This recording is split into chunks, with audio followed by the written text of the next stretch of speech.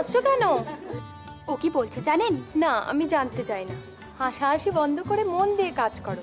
আহা, ওটা ঠিক করে বাটো, আরো মিহি করে বাটো, ঠিক করে। না না, ওভাবে না, একটু একটু একটু জোরে, একটু ঠিক করে বাটো। ইস, দেখো যেন জাদুর গায়ে হাত বোলাচ্ছে। আবার হাসি? আচ্ছা, আমরা আর হাসবো না। এই বিবাহ উপলক্ষে কিন্তু আমাদের সবাইকে মূল্যবান উপহার দিতে হবে। বাবা, এমন ভাব দেখাচ্ছ যেন এই সিংহলের কোনো উৎসবে অনুষ্ঠানে তোমাদের যেন উপহার দেওয়া হয় না। আসলে বেশি আগ্রহ কেন জানেন? কেন?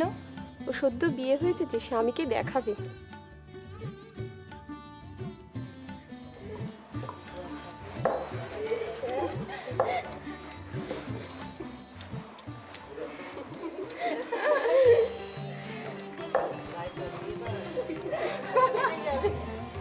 বাবা, এত হাসি কি হয়েছে? হ্যাঁ, রাজিমা, দাসীরা উপহার চাইছে। তা বেশ তো। বাড়িতে উৎসব হয়েছে আর তোমরা কোনো উপহার পাওনি, এমন কোনো দিন হয়েছে? কি হলো? দেখুন তো রাজিমা, কেমন বাটা হয়েছে।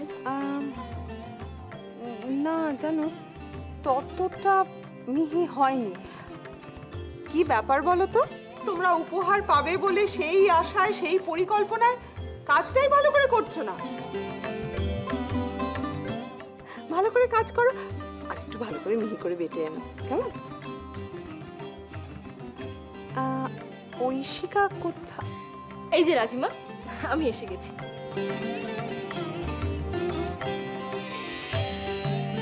এই দাও, এবার নাও। হলুদ রঙের শুদ্ধতার মতোই পাত্রীর জীবন যেন বিশুদ্ধ হয়ে ওঠে। হয়ে উঠুক তার ভালোবাসা উজ্জ্বল। তার জীবন থেকে কোনো দিন যেন কোনো রং হারিয়ে না যায়।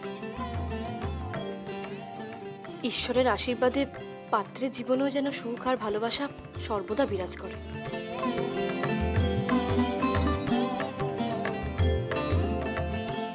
দাসী, নিয়ে যাও।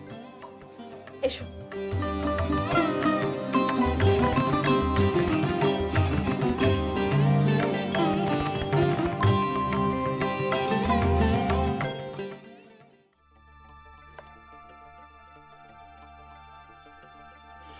কি আর বলবো রাজকুমার, এই কয়েকটা মুহূর্তে আমার মনের অবস্থা যে কি হয়েছিল তা বলে বোঝানো দায়। তবে সেনাপতি মহাশয়ের কাছে আমি বিশেষ কৃতজ্ঞ। আপনার কৃতজ্ঞতা অকৃতজ্ঞতায়, আপনার মনের অবস্থায় আমি বিন্দুমাত্র আগ্রহী নই জ্যোতিষবীর। আমি শুধু আমার জন্মকুণ্ডলীটির ব্যাপারেই আগ্রহী। আপনার জন্মকুণ্ডলী যথাস্থানে নিরাপদেই আছে রাজকুমার। আমি এখানে আসার আগে নিজে সেটা দেখে এসেছি। আমাকে একটা কথা বলবেন জ্যোতিষবীর? হ্যাঁ বলুন। আপনি একজন রাজকুমারের জন্মকুণ্ডলীর গুরুত্ব বোঝেন না, নাকি সেটাকে যথাস্থানে রাখার বিচক্ষণতা আপনার নেই?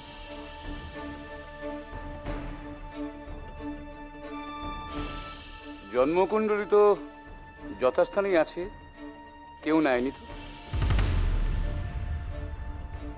যদি নিত, তাহলে কোন মুখে আপনি আমার সামনে এসে দাঁড়াতেন? শুনুন জ্যোতিষবীর মশাই, আমি আর আপনার ওপর কোনো ভরসা রাখতে পারছি না। কেন বলুন তো? আপনি একজন জ্যোতিষবীর, আপনি জানেন না? আপনি দিন রাত গ্রহ নক্ষত্রের খেলায় মেতে রয়েছেন, অথচ আপনার গৃহেই যে এরকম একটা অনুসন্ধান হতে পারে সেটা আগে থেকে অনুমান করতে পারেননি। তাহলে কিসের আপনার জ্যোতিষ চর্চা? কিসের আপনার ভূত ভবিষ্যৎ অনুমান? আসলে রাজকুমার, আমি আমার ব্যাপারটাই ভেবে দেখিনি। যদি ভেবে দেখতাম তাহলে নিজের জন্মকুণ্ডলীটাই একবার অধ্যয়ন করতাম। হ্যাঁ করুন, এবার থেকে নিজের কুণ্ডলীটাও ভালো করে অধ্যয়ন করুন।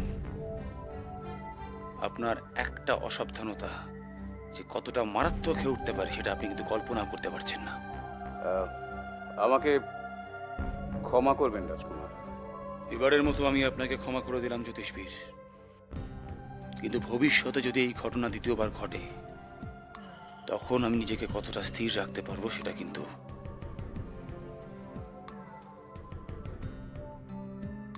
এবার আপনি আসতে পারেন জ্যোতিষবিদ।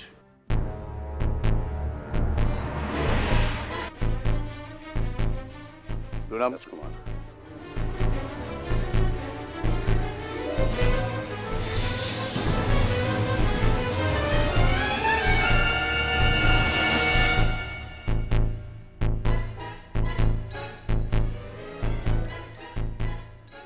এ তো শুভ লক্ষণ নয়।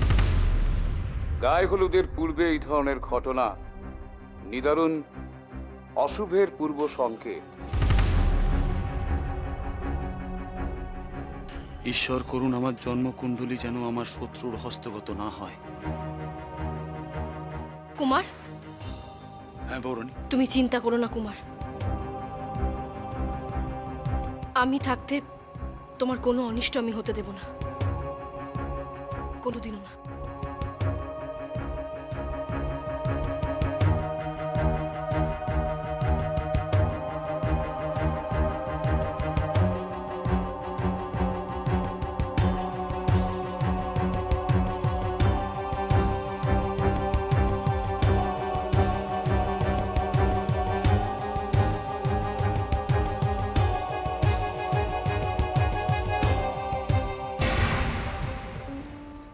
সমৃদ্ধি, আমার মনে হয় এই কণ্ঠহারটাই তোমার বিয়ের দিনে পরা উচিত।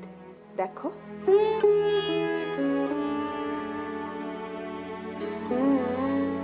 বাহ, বেশ সুন্দর দেখতে তো। বেশ, তাহলে তুমি এটাই পরো, কেমন? রাজকুমারী,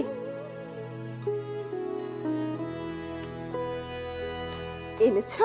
হ্যাঁ রাজিমা, এই দই আর মধুর মিশ্রণ। দই আর মধুর মিশ্রণ? হ্যাঁ, তুমি নতুন জীবন শুরু করতে যাচ্ছ। এর আগে দই আর মধুর মিশ্রণ খেতে হয়। যাতে দইয়ের মতো তোমার জীবন পবিত্র হয়ে ওঠে আর মধুর মতো তোমার জীবন মিষ্টি হয়ে ওঠে। দাও।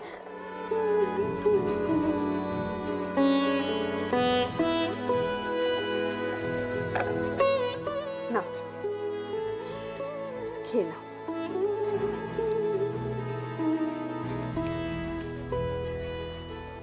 থাক রাজিমা। খাওয়ার একটু।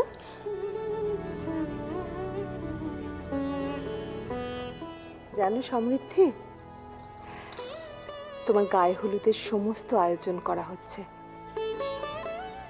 গায়ে হলুদ পরা মানেই বাপের বাড়ির সমস্ত বন্ধন ছিন্ন করে শ্বশুর বাড়ির নতুন জীবনে রাঙিয়ে ওঠা।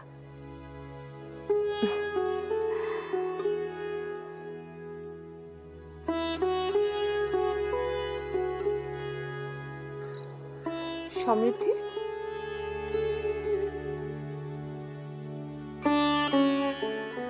সমৃদ্ধি, কি হয়েছে? বাপের বাড়ির সমস্ত স্মৃতি, সমস্ত বন্ধন ভুলে যাওয়া কি এতই সহজ? সেটা কি সত্যি সম্ভব রাজিমা? এই সহজও নয়, সম্ভবও নয়, কিন্তু একজন নারীকে তো এই সত্যি মেনে নিতেই হয়। কারণ নারীর আসল গৃহ তার শ্বশুর বাড়ি। যে নারী তার বাপের বাড়িকে তার নিজের গৃহ বলে ভাবে, শাস্ত্রমতে সেই নারীকে কখনোই সুগৃহিণী বা সুলক্ষণা ভাবা হয় না। সমৃদ্ধি, সমৃদ্ধি, কেঁদো না। এ সময় এতটা চোখে জল ফেলতে নেই, কেঁদো না সমৃদ্ধি। হ্যাঁ রাজকুমারী, কেঁদো না। আমরা ঠিক করেছি তোমার এই বিবাহকে সর্বতর সুন্দর ও রঙিন করে তুলব, যাতে তুমি তোমার সব দুঃখ ভুলে গিয়ে তোমার সারা জীবনে আনন্দ থাকতে পারো। হাসো, হাসো সমৃদ্ধি। আজ তুমি প্রাণ খুলে হাসো। প্রতিটি নারীর জীবনে এ দুঃখ আসে, কিন্তু এ দুঃখের পর এক নতুন জীবনের সূচনা হয়। সে জীবনে শুধু ভালোবাসা, আনন্দ, উৎসাহ, উদ্দীপনা প্রতিটি নারীর কাছে এ একান্ত কাম্য। জীবনে বিয়ে কিন্তু বারবার হয় না, তাই সব দুঃখ ভুলে সমস্ত আচার অনুষ্ঠান উপভোগ করো। এই আনন্দ কিন্তু বারবার ফিরে আসবে না। আমি তো কিছুতেই বুঝতে পারছি না ঐশিকা, এত বড় একটা ভুল তুমি করলে কি করে? আর এটা শুধু ভুল নয়, এ অপরাধ, মারাত্মক এক অপরাধ। কিন্তু রাজুদি, আমি তোমার আর একটা কথা শুনতে চাই না ঐশিকা। আমি ভেবেছিলাম তুমি মহান আমাকে স্নেহ করো, তাই আমি পাত্রপক্ষের সমস্ত দায়িত্ব তোমার হাতে তুলে দিয়েছিলাম। তুমি আমার বিশ্বাসের এই মর্যাদা দিলে?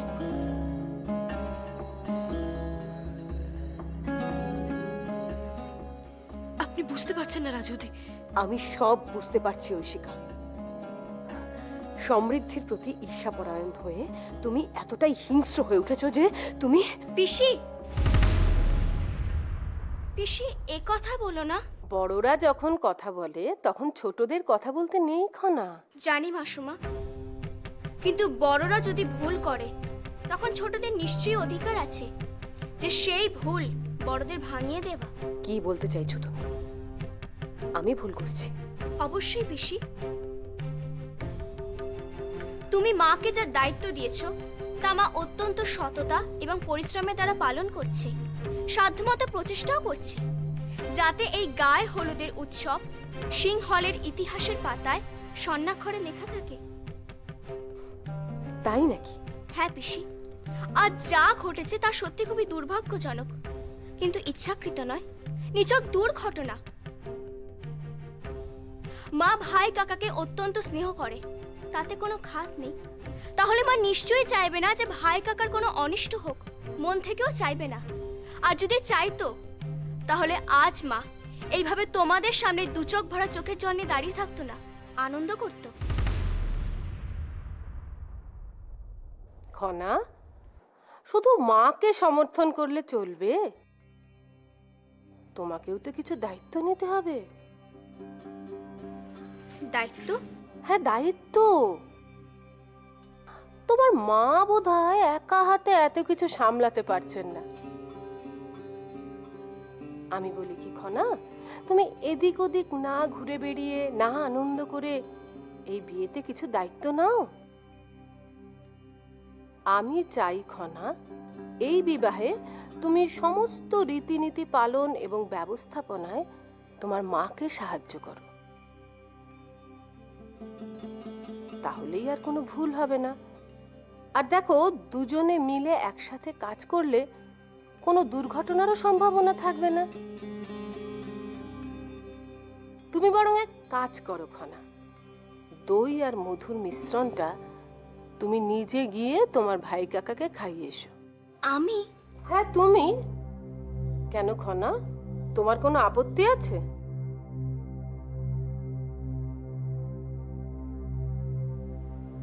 ঠিক আছে মাসুমা।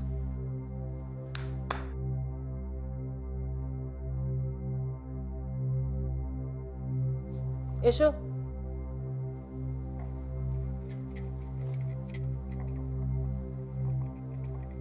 খনা,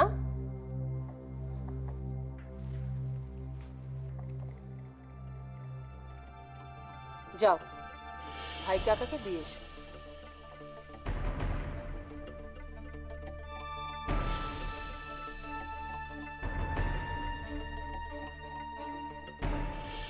চিন্তা করো না ত্রিজটা, আমি পাঠিয়ে দিয়েছি। তুমি যে দায়িত্ব সঠিকভাবে পালন করতে পারলে না, আশা করি তোমার মেয়ে খনা সে দায়িত্ব যথাযথই পালন করবে।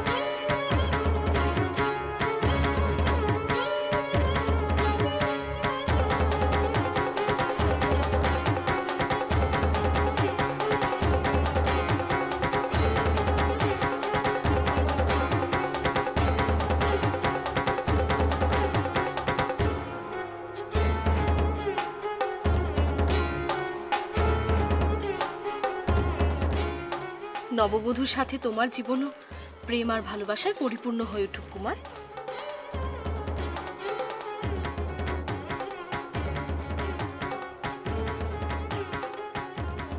দেখো দেখো কুমারের হাসি। এতে আশ্চর্যের কি আছে? রাজকুমারী সমৃদ্ধির মতো সুন্দরী নারীকে পেলে যে কোনো পুরুষের মুখে এরকম হাসি ফুটে উঠবে। মাসুমা, কি বুঝছেন? সেদিন বলির পূজা দেখলাম, আর আজ বলির অস্ত্রের শান দেওয়া দেখছি। কি কুমার, লজ্জা করছে নাকি? খুব। একটা লজ্জা বস্ত্র এনে দেবে নাকি? নিশ্চয়ই দেব, কিন্তু কটা লাগবে সেটা তো আগে বলতে হবে। দাসী, এ কি, তুমি সত্যি সত্যি লজ্জা বস্ত্র আনছো নাকি? না না। যাক, তাও ভালো। দাসী, তাড়াতাড়ি এসো।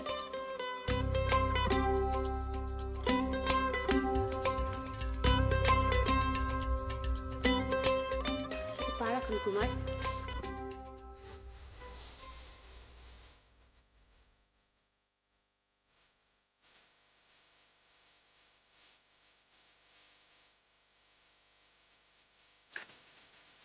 মা, তুমি শুরু করো।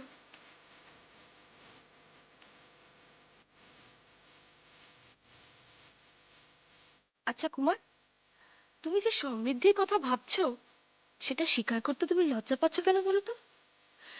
নাকি লজ্জাটা নেহাতি? ঠিক আছে ঠিক আছে, আমি তার কথাই ভাবছি, হলো?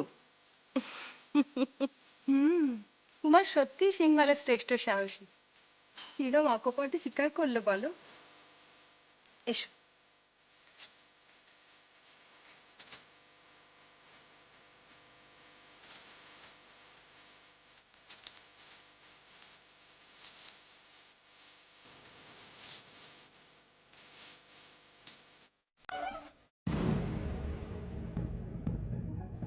এ কি হলো?